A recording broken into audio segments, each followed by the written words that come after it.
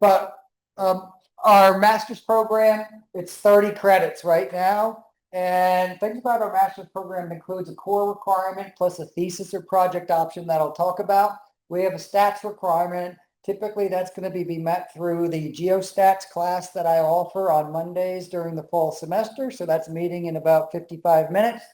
These days, there's no language requirement since that's kind of bundled up with the stats. And we typically have a deadline of 6 years to complete the program, but we can get extensions or remediations for that and kind of come back later, but we're trying to avoid those if at all possible. And then it also involves the completion of a comprehensive exam that your instructor will set up.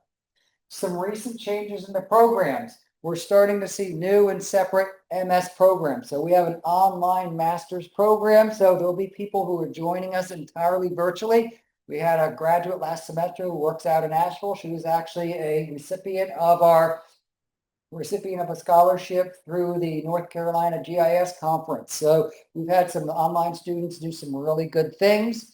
But if you look at sections, when you register, you'll see separate online sections and face-to-face sections. So make sure you reconcile the difference between those two. Students no longer need to apply for candidacy. So you're automatically going to be a candidate, especially when you submit your thesis or project proposal. And then we changed our name. So some listings with our graduate program include the word Earth Sciences, especially if you look at our classes, which are EASC, 5050 or 5200 or whatever. Those used to be Earth Sciences. That's a pain to go through and change those subscripts, but we are Environmental, Earth, and Geospatial Sciences, the name of our program, to align with our department name and our undergraduate.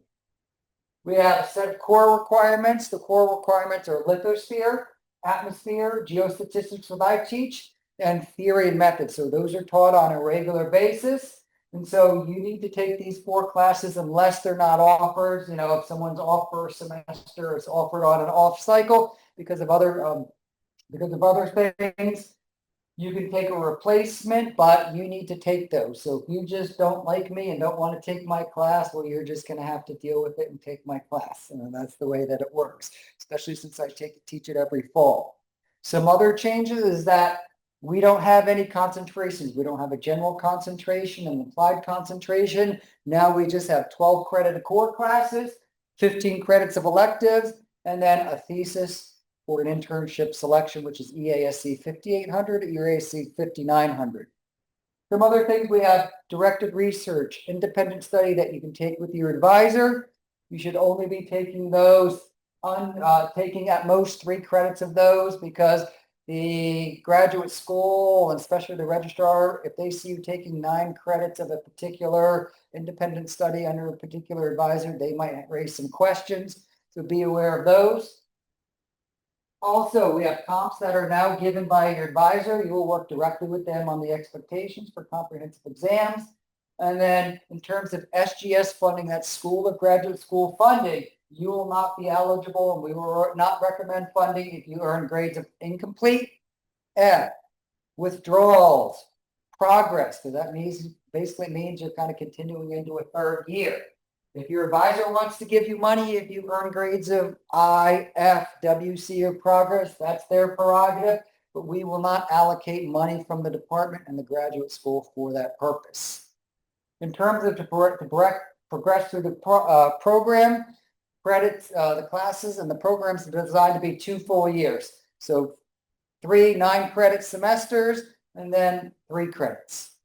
We have an ABM program that allows for 9 credits of undergraduate program that can be applied. So we got some students that could be out of here in literally a calendar year if they take some summer classes. We offer a field mapping class during the intersession, which is 2 weeks, 3 credits. And so we have a student that's finishing up this semester that could have been sticking around till the spring. So we can do that. So you can finish our program in as little as 1 calendar year. For academic progress, you need to pass your comprehensive exams in your 3rd semester, and then your admission to candidacy, or when we start to submit everything, you need to submit your project or your thesis, your plan of project. And these days, all these forms are available online for you to take. You need a GPA of 3.0 and no more than 1 grade of C earned in your graduate classes. So if you have all A's and 2 C's, you need to replace the grade of C. Yeah, that's really important. And then in terms of advising, I'm your default advisor. So when you get into graduate school, so all 46 people that I led into graduate school this past semester, I'm their advisor. Now, all 46 people didn't come for a variety of reasons, but I'm your advisor.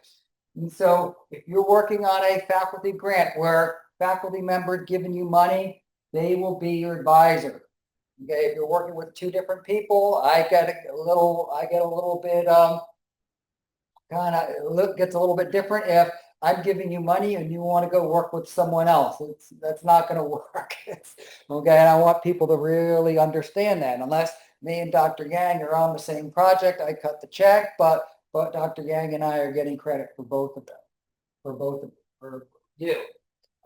You will work with them on a schedule that best fits your needs. So you'll work with your advisor. So this semester we've got 4 classes. You typically take 2 to 3 classes. So you work with your advisor on the classes you're going to take, and then they'll provide you with the PIN so that you can register for classes the following semester. So please don't ask me for PINs, because if you're asking me for PINs, that's implying I'm your advisor, and you don't keep in touch with me on a regular basis, I'm going to I'm not really going to know what's going on. I'm not going to know what you want to do. We have a capstone of a thesis or a project. A thesis is a specialized study that kind of goes on the cutting edge of methodologies, applications, and technologies. And so maybe you want to take an existing application, cater it to your interests. It should integrate quantitative analysis and quantitative methods to prove, disprove, or test validity. One of the big challenges, even working with PhD students, they say, I want to develop a computer tool that does this. And that's great, but what do we test? Are you going to do some sort of technology acceptance model to figure out the efficacy of this model? Are we testing to see if, COVID had an impact on long-term health? Things like that. So things that we can prove or disprove. So if you work on a tool, that's all good and well, but how well does that tool compare to a modeling methods or non-automated methods or things like that? And so I wanted to make sure with the thesis that we can prove or disprove something, but it requires a thesis proposal and presentation in your 3rd semester. And it requires submissions through the EDT, the Electronic Thesis and Dissertation Submission Portal through the School of Graduate Studies. It needs to be submitted. It's got to have the right format and everything, where that the project option is going to stay in-house. You present the project here. It's an occupational-based study. To me, it's usually about 15 to 20 pages. And you basically talk about some sort of occupational study. You develop data. You did a literature review on something like that. And you'll be taking internship credits as opposed to thesis. You require a presentation at the end of the semester in which you're graduating. And so I'll have those dates up in a little bit. But when it comes to thesis and student responsibilities, these are all of the forms that you need. Go to this page right here, and those of you recording it here, go to this page right here and see what you need. Click on the forms. It has submit plan of project. It has the exact directions. These days, I won't be submitting those. These are all going to be done by you through your 820 number. You have a thesis proposal presentation. Work with us on what's a good day, because at the end of the semester, if I'm out of town, I'm not going to log in at 4 in the morning so you can defend your thesis. I'm not. Okay, I don't think Dr. McGinn or anyone else in the department will be doing that. And then give us regular updates of your progress to your committee. When I did my PhD and I did my master's, every month I gave them a little bit of an update. I gave all these people a little bit of update. This is where I am. Please see attached. So at the end of the thesis or dissertation, they couldn't say, hey, why didn't you do this? I sent this to you in October. I let you know what's going on. And so us being caught by surprise really isn't the best way to go. And then make sure you schedule the final defense with your committee. One of these things, they have really neat scheduling apps right now, like Doodle and not Doodle. What's it called? I think it's Doodle. Doodle. Send out a calendar app. What works? Because me trading, emails back and forth, I don't want to do that.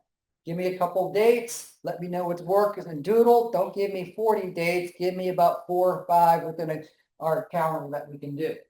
And then the submissions are going to be updates, corrections for your committee within the specified time frame. So we'll talk about that time frame. These are some recent research topics. We see some GIS, we see flashiness, we see some from environmental science, we see some data development, we see lots of different things here. School of Government Development Finance Institute. We transcend a lot of different subjects here. Another touchy topic that we have is funding. Okay, and I'll be really clear and direct with everyone joining us here virtually, or if anyone else has joined us in this later. But funding is based on our needs, availability, and your skills. We have an online program, but if you're taking it online, well, I need someone for my Monday, Wednesday, Friday class at 1 o'clock, and you can't be here. You're not available for my class. I need someone to TA at Monday, Wednesday, Friday at 9 o'clock. If you can't make it, then your availability is going to be nil. Also, your skills. Okay, how skilled that you are developing data in support of food analysis. Are you good at using Python? These are all the skills that we need, and they are revisited every semester. Okay, I can't stress that enough. And so I had recently 2 students that I said, you will not be getting funding from me. Sorry. Okay, sorry. And since we're a state school, the other thing is that since we're a state school, the department has limited funding for what we call LOS, out-of-state funding. This includes people who are non-North Carolina state residents or international students. So we need to come up with tuition for out-of-state students. So we have a limited pool of this out-of-state tuition. So we need to be really picky and choosy about the out-of-state students that we choose to support, because we're going to be on the hook for a lot of their tuition because the graduate school provides very little. And so the funding process, I don't want to go through the funding process here, but it's postings, applications, approvals, all those things. And so when we send you an application to get a stipend, get an assistantship, get a teaching assistantship, fill it out, because all these things need to happen in order for you to start getting money. Okay. This summer, we sent out to a couple people, hey, fill out this form back in July so you can get your money, and the people never did. So we had some students come in here in the middle of July. They're getting money right now because other people chose not to apply and begin that process. Process needs to be done sooner than later. And so I start them right at the beginning of the fiscal year, and I'm going to start these around Thanksgiving of this year. And so if you don't get on the ball here with getting these, I'm just going to give money to the next person. And I'm going to be really intentional about who I hire. Okay. We've got a really good team here. We've got a really good team of proactive people here. And we'll talk about some of the qualities that we ask for. Faculty such as myself, we only make recommendations for hire. HR approves all students to work. So I can sit here and say, hey, I want you to start August 1st, but if HR doesn't improve, if I don't get your stuff in time for you to start August 1st, you're not starting August 1st. Okay. We see people here nodding because I get in trouble with this all the time and saying, hey, come on in and start working, but they're not getting their checks yet. And so I know how it is. I'm not getting paid if I'm not getting a check, and we shouldn't expect the same from students here. Okay, and so the onus is going to be on us. But you can see all these things that need to be happening, these approvals, and they don't like it, it gets kicked back. And then a lot of times I made people promises about pay, and well, I didn't get it approved by someone else, so I need to go and kind of beg them to get it changed. Our funding sources, given the size of the department, no students we got about 19 students this semester. No students are entitled to funding, and this funding is revisited every semester based on merit. It's entirely merit-based. If we have extra money, we'll be happy to provide it on a one-off circumstance here. For faculty grants, faculty provide people with money to spend on graduate students. We have PhD students, we can support them as well, but it could be an assistantship, tuition, fees, or a combination of them. It is up to faculty who we want to spend and what they're spending on. I have an NSF grant. I have another NSF grant called COPE. I've got a NASA grant. I know we have some DOD grants. We have some other transportation grants. We've got lots of grants going on around here. Unfortunately, with the change in administration, we had a couple of them taken away, so we had to make some difficult decisions. But we still have enough money going around to support the good work and the good students that we have here. For these faculty grants, you will be working directly with the faculty member and for what you're getting funded for. So if I'm working on natural hazard stuff, so everything's got to be related to natural hazards. I'm not going to do stuff related to fill in the blank. I can't do stuff. Well, I was going to say earthquakes are natural hazards, but I'm not going to do things with hog farm dust or things like that because, well, that's not really related to natural hazards because I meet with NASA. I met with them this morning, and so I need to give them updates. And I filled out some big, gigantic 12-page report for them a couple weeks ago, and they want to make sure everything kind of aligns with all the things that they need and they want so they can report. And as you can imagine, with the change in administration, they're going to go through these things with a fine-tooth comb to make sure they're aligning with the new directives set forth through the gold standards and all those other things that are required. So these are faculty grants.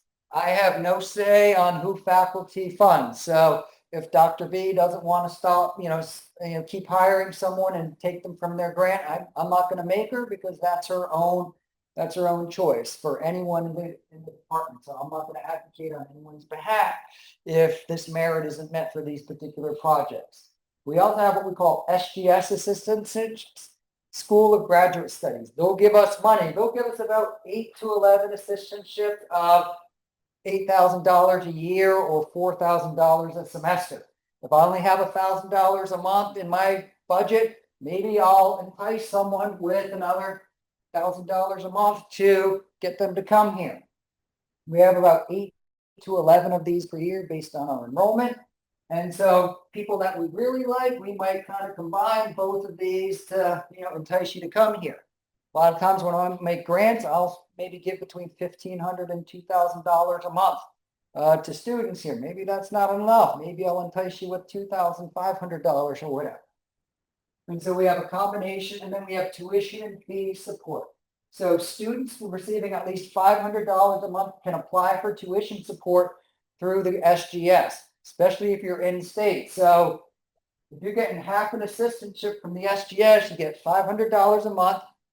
You get free tuition. So all you're responsible for is fees, which is about $2,000. You're pretty much going to school for free. Now you have to fill out all the forms to do this. There's only one form. You got to fill out the forms to do this. Okay. Your advisor may cover fees. They may not. I might say, hey, I'll cover your tuition, I'll cover your fees, and I'll give you $1,500 a month. Those fees kind of add up, but you'll talk to your advisor about all of these things here. In some cases, no funding. This past semester, we had some people come in late. Prior students, they didn't fill out the forms for their SGS assistantship. So I said, hey, hurry up, fill this out so we can give you $500 a month in tuition next semester. We might not have those same opportunities. And so sometimes we kind of give them what I call a one-off.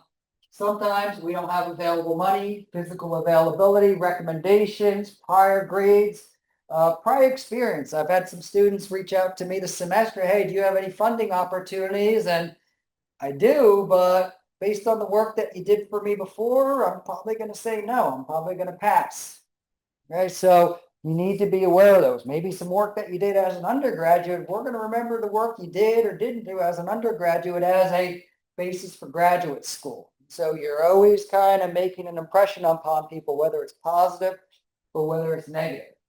Some other things about faculty grants, like I said before, for NASA, I met this morning. I filled out a big report where I asked all the faculty for input.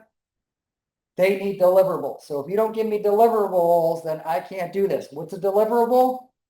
A paper submitted to a journal, a presentation at a conference. When NASA comes and visits and tours our campus, you're presenting something to them. We go to the North Carolina Geographic Society Symposium. We go to the North Carolina Arc Users Group. You submit stuff, you get things accepted. Those are deliverables. NASA and all these other folks, they want to see, they like me, but they'd rather see you and students and everyone presenting all the good work you're doing and really sharpening your soft skills and technical skills so you can do big things in the workforce. So there's no such thing as free money. There's always going to be expectations for faculty grants. And I like to tell, I'm not a bank. I'm definitely not a charity. I don't just give money out of the kindness of my heart. We expect stuff in return. And that's the most important thing. Show up at a meeting, be part of a project, find things to do. Okay, so sometimes these grants are one-off. It could be support for travel. Right now, I'm putting together travel for the North Carolina Arc Users Group meeting out in Asheville. One of our students, Daniel, is presenting out there. He got accepted to present. I'm presenting out there as well. I look forward to some other things within the North Carolina GIS community. So it could be for travel. It could be one-off or whatever. So we provide student support, and the main things we need are academic progress, teaching or research assistant. I pay 5, 6, 7 students right now this semester. Well, I want you to support my geostats class. They don't have to teach it. Support my geostats class, support my crime mapping class, all those other things to make a successful class for the successful delivery of high quality instruction to our students and creating the next generation of GIS professionals, because at the end of the day, our students are the most important things here, most important people here. The grants are good, all those other things here, but if we don't have students, we're nothing. Okay? With the subject areas, make sure we're doing it within the subject areas, within natural hazards or plate tectonics or all the other things that we're doing. Grants may revolve around a particular problem, and so our projects are only as good as the people we hire. And like I said before, deliverables, deliverables, deliverables. That's what they want to see. They want to see pictures of students presenting at conferences. They want to see pictures of students working with other students. They want pictures of students doing internships at places. That's the most important thing. And so our hiring is entirely dependent upon the faculty, and it's going to be really important. The expectation for grants. These are just big lists I like to put together, but me, what do I look for? Notice like technical aptitude is like the very last thing I look for. I look for people I can trust, have leadership potential, who can manage projects, who are proactive, who don't need to be told something. I have a student I have a TA for my crime mapping class. I didn't even ask him, but he's gone through and already graded the whole first week of exercise. I didn't even ask him. Okay, other students, I got to ask and ask again, and how's it going? And I might as well just do it myself, and I have to do stuff myself, then I'm not really sure why I'm spending money. People who are available, turn their ideas into action. They meet with me on a regular basis. And then finally, all right, we got the technical aptitude. Okay, but we want to really put together a lot of the soft skills so that you can work with people. I think a lot of times people just want to sit in their office and do things, but it's a lot easier for me to ignore your email than to tell you no. So working with people face to face, working with students who don't know GIS or don't know what they're doing is really a good way to teach. People I don't want to work with, you only see at the end of the month. End of the month, I hate the end of the month because that's when the paychecks come and they, I was in New Zealand at the end of the month and I'm getting calls from people while I'm in New Zealand 16 hours ahead saying, my paycheck didn't come. Where is it? It's supposed to have a certain amount. I thought you were going to do this. And so, oh, cool. Good day. I'm glad you're alive. I haven't heard from you all semester. They don't want to work in my area of interest. Meaning, hey, this NASA grant's with natural hazards. Well, I want to go do something else. I really can't accommodate that. Even though some of our other grants are really wide and encompassing, people I don't trust. Okay, I have some strange things with travel that I'll talk about in a little bit. Don't give me progress. I need to chase around. This is the last one I think is funny. Like they always tell me what they're going to do instead of just doing it. I love it when people do stuff and then tell me what they did. Like, because you're going to be the only ones out there advertising the great stuff that you do. But we've had a couple students come through here in the past, like, I want to do this, I want to do this. There's a lot of stuff you want to do, but I haven't really seen you do it yet. And so I want to make sure we can kind of put these things into action. And leading to that is our whole goal is to prepare you for the professional environment. And for being a professional, getting straight A's is all good, but it's useless if you're going to be a professional student and it doesn't prepare you for the work environment. And so treat your school as an audition for the professional workforce. Work hard on problem-solving skills. Be able to work with people you might not necessarily like or get along with, because that's what life is like. You got how to get there. And then right now, our current priorities, probably the last year and a half, are make sure registration is a priority. New classes come out in about 6-7 weeks or so, end of October. I want everyone registered. I was in New Zealand still trying to get people registered for classes who didn't bother to do it at the end of the spring semester. Okay, and we're chasing people around for validation and all these other things. This shouldn't be that way. When I went to college 30 some years ago, like the first topic of conversation when I got home was, what classes you taking in the fall, from my parents. So they knew exactly what, and I already knew. We have people coming in asking us to register them. We want to streamline the funding process. And so a lot of that isn't you, but the quicker that you apply for the jobs and the positions that we do, the quicker we can do that. And that's still part of it's me just learning about the process. I want to make sure our students have access to all forms, software, scheduling, prior papers, guides. So whenever I send you all an email, look in the signature, I have a link to all SGS forms. I have a link to my Google Drive that has all prior theses and lists of things and other paper forms as well. The School of Graduate Studies has been really good about streamlining the form so that they can just be submitted and routed through to the right people. They've done a good job. I also want students being proactive about getting on board with an advisor. We have people here in their 3rd and 4th semester, they don't know what they want to do yet. I'll give you something to do. It's probably not what you're going to want to do. I'll give you something to do. I'll give you a project on drones. Go fly some drones and do some AI ML deep learning for me and write a 50-page paper on it. You don't want to do that. Well, I don't know what you want to do. And then in the same vein, getting on a research topic as soon as they're interested. Okay. That's what are you interested in? Because we have a lot of talented people here that can help you to that end. Some issues that we've kind of seen recently is staff absenteeism, tardiness at classes. Make sure you show up on time. That's easy. I heard someone recently say, like, do the easy stuff right. Show up on time, look professional, turn in the stuff when you have, because that's the easy stuff. The hard stuff is, how do we automate AI ML models? How do we streamline, some of these GIS processes? That stuff's hard. That stuff takes talent. The easy stuff is show up on time, look good, stand up straight, look people in the eyes, be professional, all those other things. That can go real far, real quickly. We see a little bit of things with academic dishonesty. I'll talk about travel here in a second, but I have to file all these big travel forms. Like half of my life is doing travel, and I have like students submitting the same exact travel receipts to me or parking receipts. And I'm like, I'm going to get in trouble when they see the same parking receipt submitted that 3 different people paid for. It looks bad, and then it gets sent back to me. Our face-to-face program is meant to be face-to-face.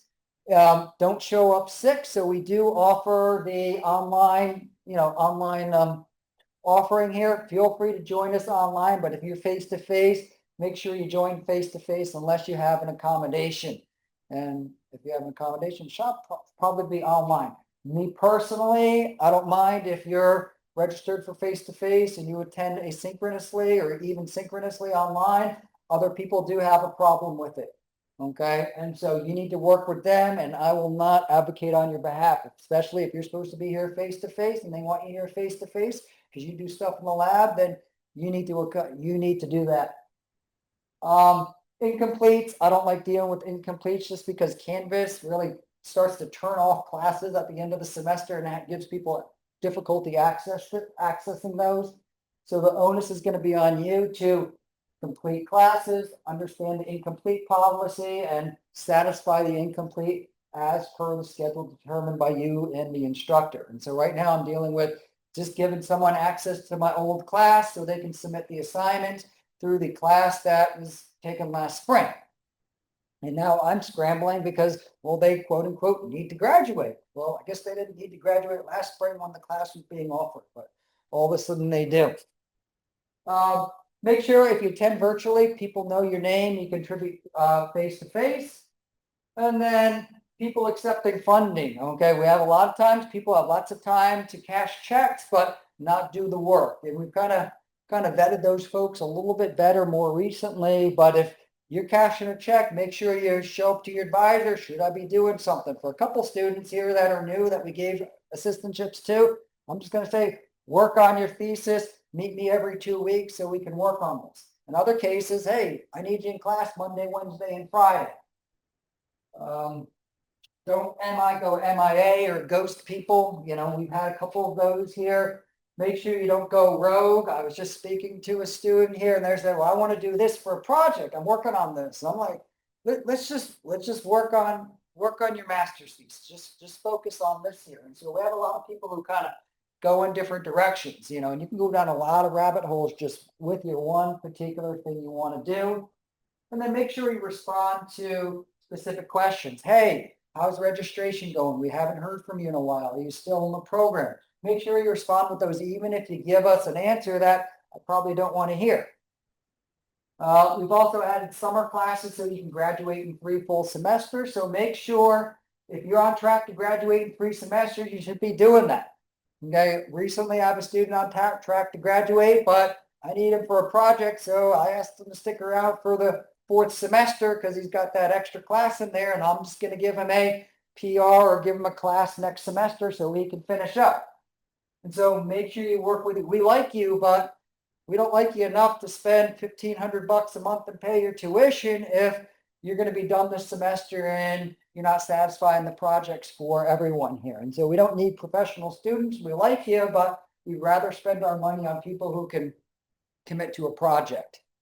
We have work on independent projects, lots of different things. Make sure you align with a faculty member who's familiar with the project here, okay? And like I said before, we have students who kind of come in, they don't know what they want to do. They're in their 3rd or 4th semester. They still don't know what they want to do. And I got lots of ideas. I'm doing some stuff with, Texas boating, drones, lots of other stuff. I'll give you lots of ideas here, okay? And then we got travel policy. This is another thing I get a little passionate about in terms of, a lot of times I think students think that, when we go travel, it's just like fun time. It's not fun time. It's work time, and, me, it's fun because, well, I worked hard to get the grants so I can, I can go have fun, I'll leave at 4:30 or I'll wake up late. I'll go for a run around town or whatever there, but I'll be there. But the decision for students to present is based on the faculty member themselves. So if you want to present somewhere, topics need to be germane to the faculty and the student research. And that's really important in terms that you're proliferating the mission of your advisor, the department, and NCCU. Okay. And when I started here, I started doing some neat projects on mapping college wrestling. And it was neat, but there's no money in it. Okay. What are you getting paid to do? You're going to be presenting on something related to that. Okay. You should not be submitting abstracts to conferences and assuming the department is going to just magically pay for it. Okay. I'm really intentional about who I send and where I send them to. I want more bang for my buck locally. I want to go to the North Carolina Space Symposium because, well, it's 30 minutes away. I don't have to pay for hotels and I don't have to pay for airline tickets. Me dealing with airline tickets and all that other good stuff come on in. We're doing our graduate student presentation. Okay, I was looking for you for a minute. Yeah, this is. Lights on in your office, it comes on and it goes off. Yep. Each year we can find. Yeah, no, I sent an invite last week, right, for the grad student meeting? Okay. Okay. How you guys doing? All right, good. Oh, I'm finishing this stuff up. I'm talking about travel, okay?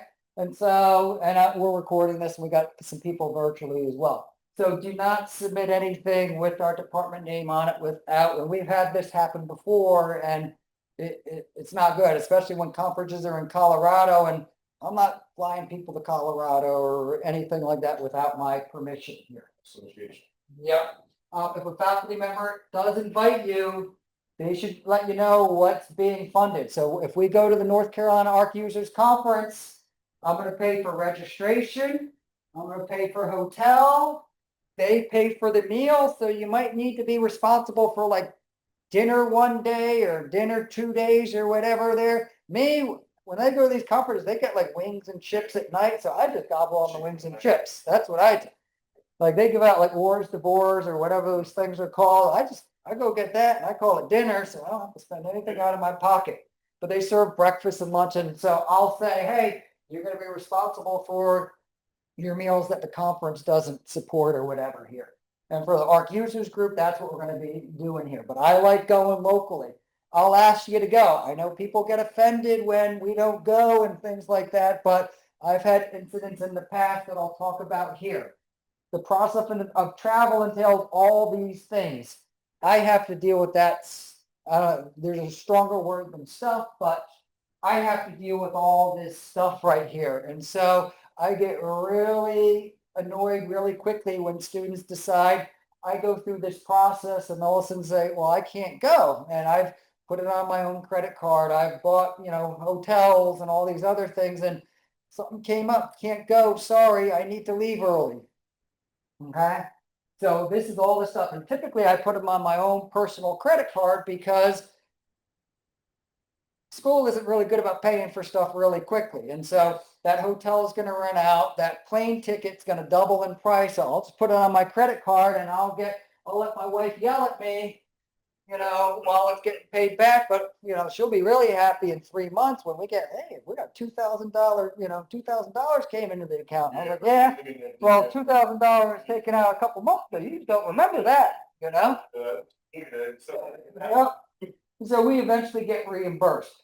But travel by students is a privilege and not a right. Okay. I and whoever's running it has the right.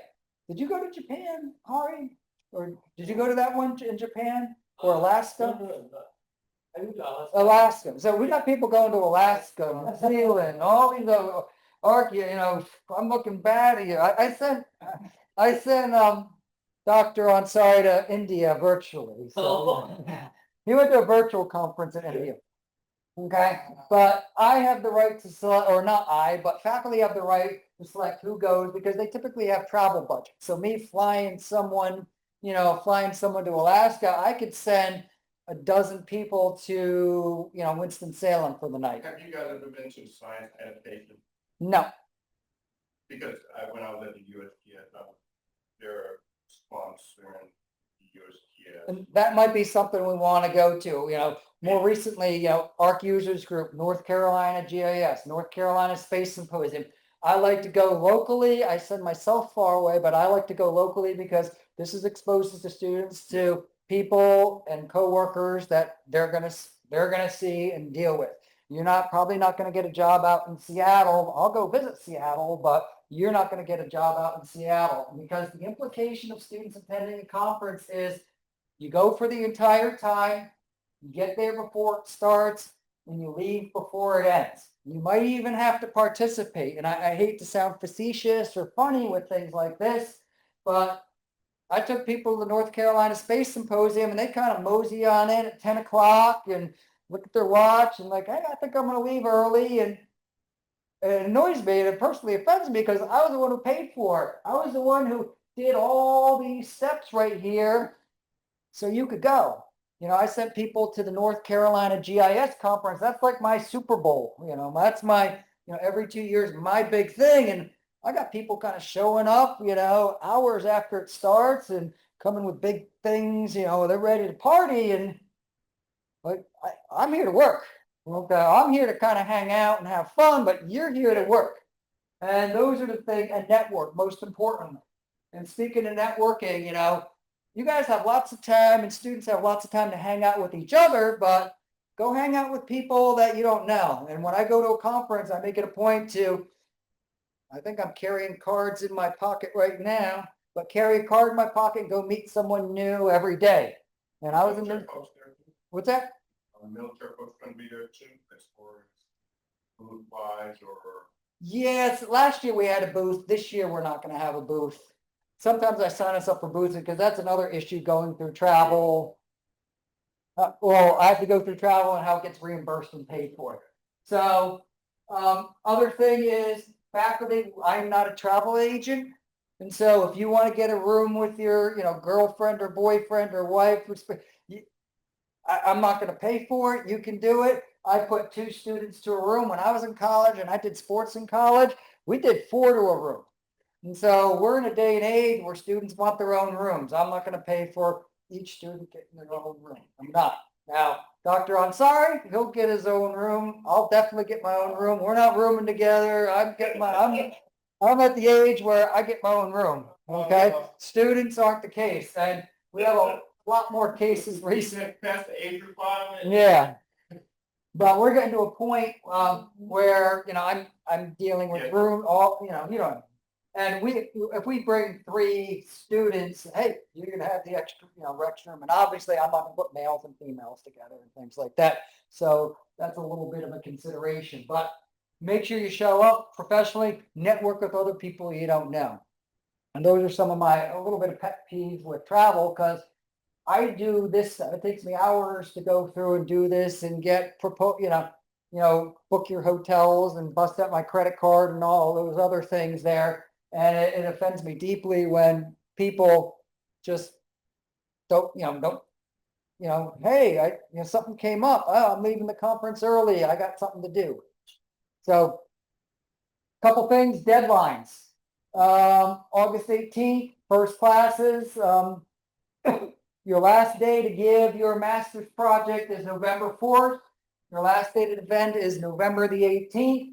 And then December the 1st is your very last day, our last day to submit the results of the proposal to these to the graduate school. All done through online forms. And then for spring 2026, you can see those dates as well. That's about it. Some other tips here. Just make sure you have tunnel vision. These are some of our former students right here. Nelson works for the DOT. Mike works for the DEQ. Joseph works for a contractor out in Tennessee these days. Ed was bikes and ped. Isabel was a PhD student at NC State now. And Courtney she was down in Florida, but I think she works up in Charlotte now doing things with water. But just make things happen. Be proactive as opposed to reactive. Develop a project. Make graduate school a priority. So I teach a Monday night class in about 15 minutes. Make sure I'm getting questions on, Wednesday, Thursday, Friday instead of, Monday at 3:30 when class is getting ready to start. And some upcoming things. We have a couple PhD students. We have Chima and Tony. They are PhD students. Utilize them. We have Dr. Hari and Dr. Ansari here. They are PhD students. Utilize these resources here. I'll point my little camera at them there. But utilize these resources as much as you can, especially given, you all know how busy I am. Okay. Start looking at internship opportunities. For my classes, I just sent internships for 2026 for the NCDOT. We have 4 students working for the NCDOT right now, and probably about 7 or 8 have taken on NCDOT internships that I just sent out. Look for places to submit papers, student applications, all that other good stuff. And you can see some of our resources. I'll send this out. Doodle's a great way to schedule. And then these are kind of lag capabilities. This is my current schedule that we're looking at right now. So October 1st to 3rd, North Carolina ARC Users Group meeting. That's what I'm looking to go to, taking a few students out there. A couple of us are presenting. We got 3-minute thesis on October 25th, and we got GIS Day on November 19th. I'll have something on campus. And then I'm looking at the American Geophysical Union related to our NASA grant. in mid-December in New Orleans. And then this one I really like is GIS Transportation in Chicago. And then GERS, held on campus in this building, Graduate and Undergraduate Research Symposium. Everyone's presenting at this, okay? A lot of times people like ask me for money to go to Seattle or San Francisco, but they don't do the one that's sitting right here in this building. And then we got the North Carolina Space Symposium over in Raleigh, okay? Headed by NASA, run by NC State University. Go present at that one as well, okay? That's great, what I call low-hanging fruit. Doesn't cost me a lot of money and it makes us look good.